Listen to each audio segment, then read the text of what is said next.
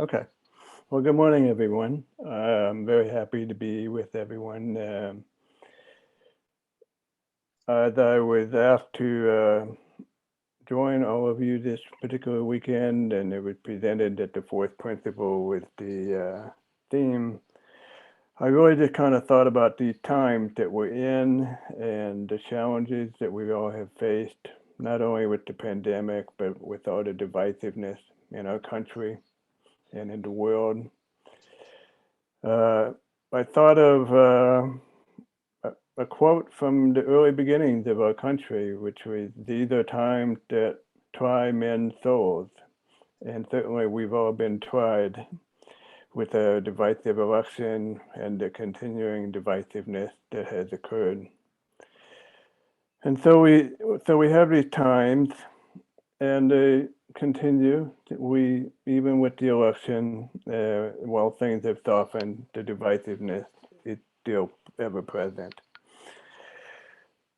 And so as I've been thinking about this, um, I've really been just kind of thinking about what voice do we listen to? What voice do we listen to? And there was this very famous Swedish, I would call him a mystic. His name is Emanuel Swedenborg. If you don't know of him, he's quite an underappreciated character in our history.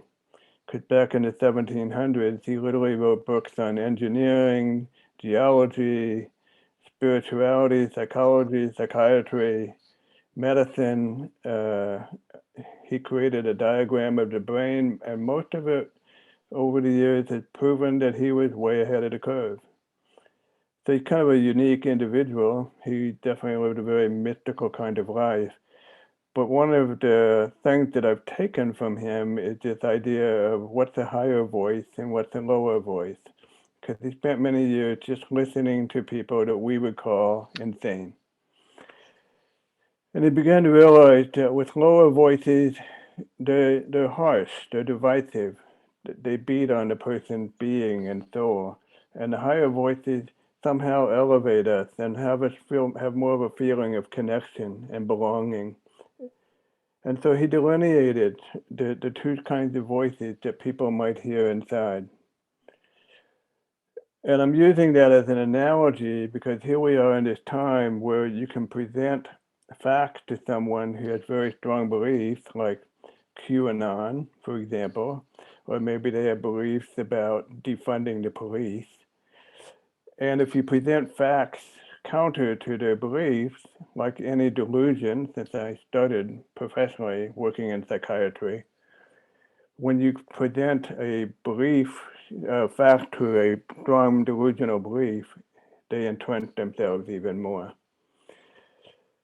And so it kind of speaks to the fact that we have all this divisiveness, and and not only the divisiveness as a country, but how many people, maybe for each of you individually, do you have people that you can no longer talk to? Maybe they're family members, maybe they're friends. Well, literally, the divisiveness has caused a split. How do you engage?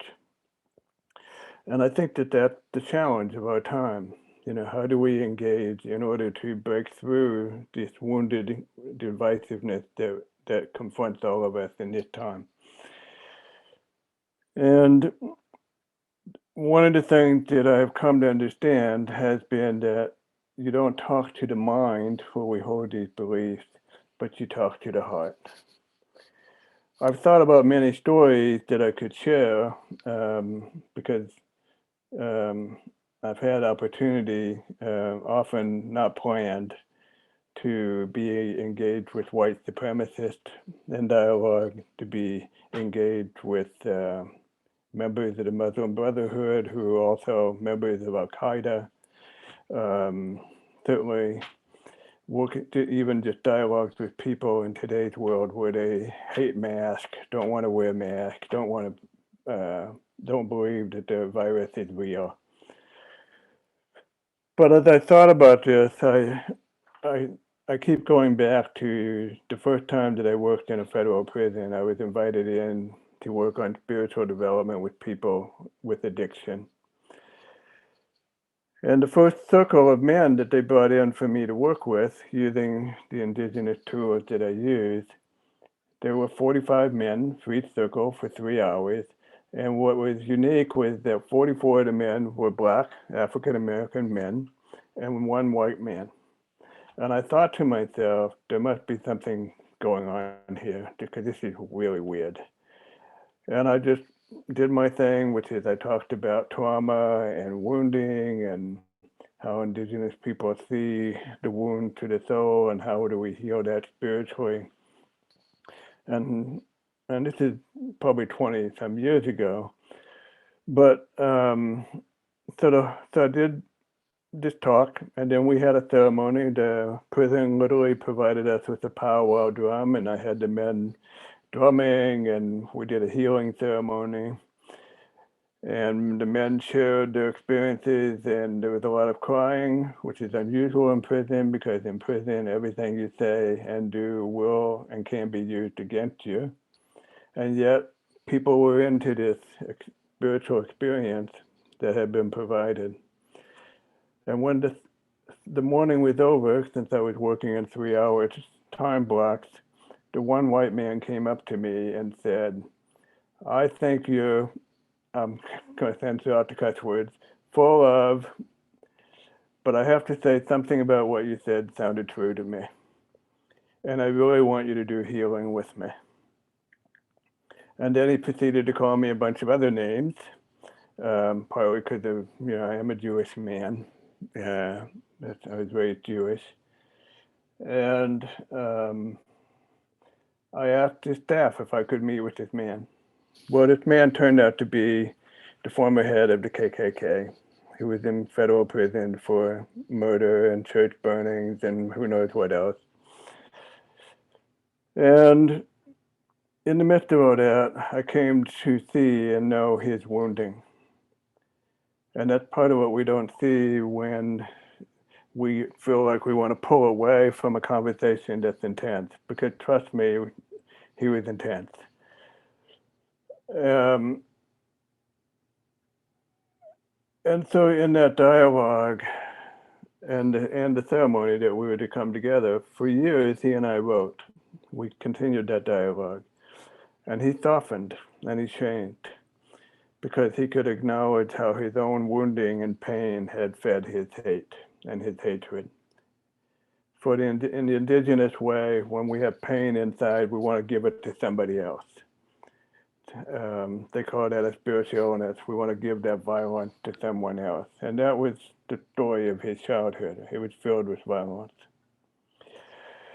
So I share that story in part because it raises this issue of how do we stay in an intense, divisive conversation with someone who has such strong views that are different than our own.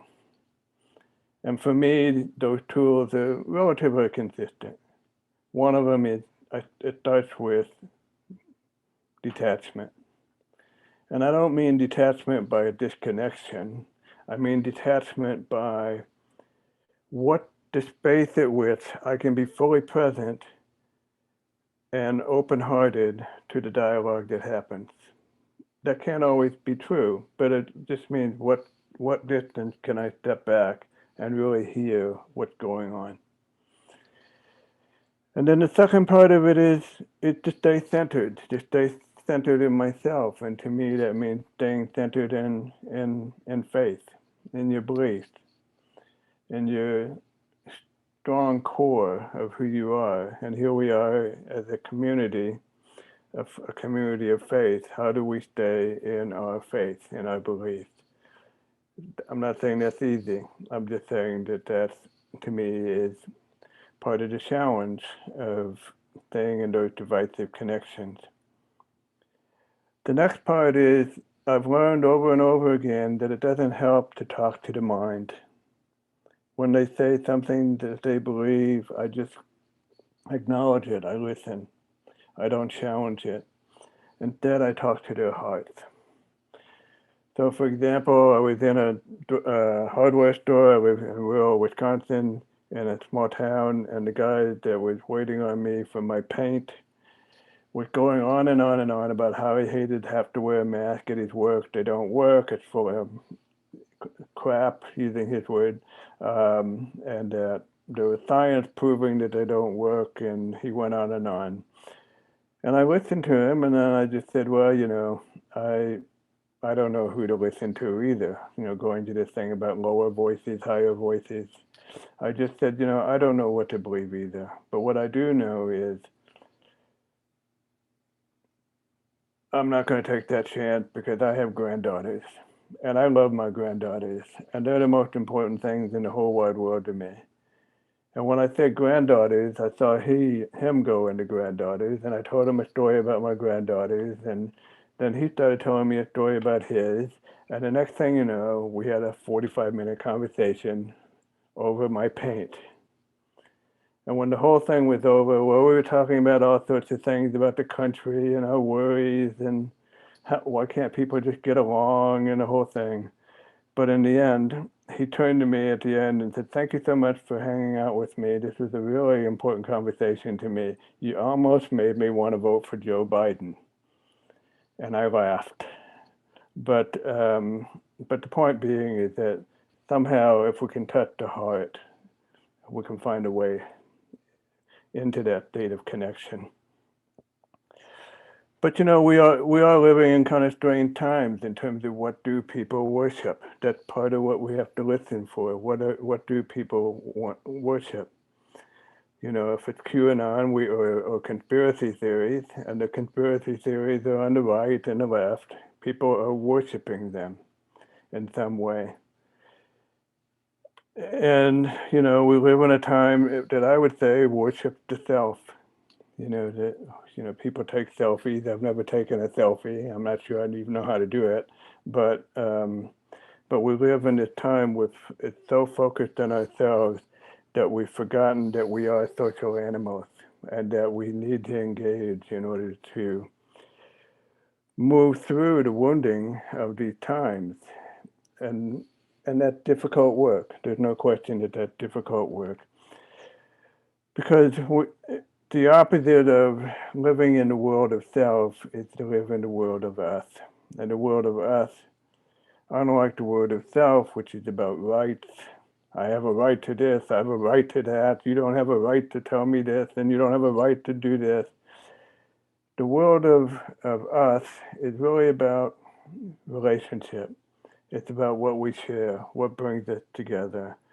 And the Indigenous view, since that's what I try to live in my own life, is to understand that we have responsibilities. We have responsibilities to our family, to our community, to the world. Here we are in a time of climate change. That's something that involves all of us. And so I guess I would just say that whatever the challenge might be in terms of engaging, just to remember the notion of how can I bring heart to this conversation? How can I stay centered in my faith? And in that way, trying to engage in order to build trust, love, and relationship with whoever that other may be in front of you. So that's what I want to share with you today. Thank you so much.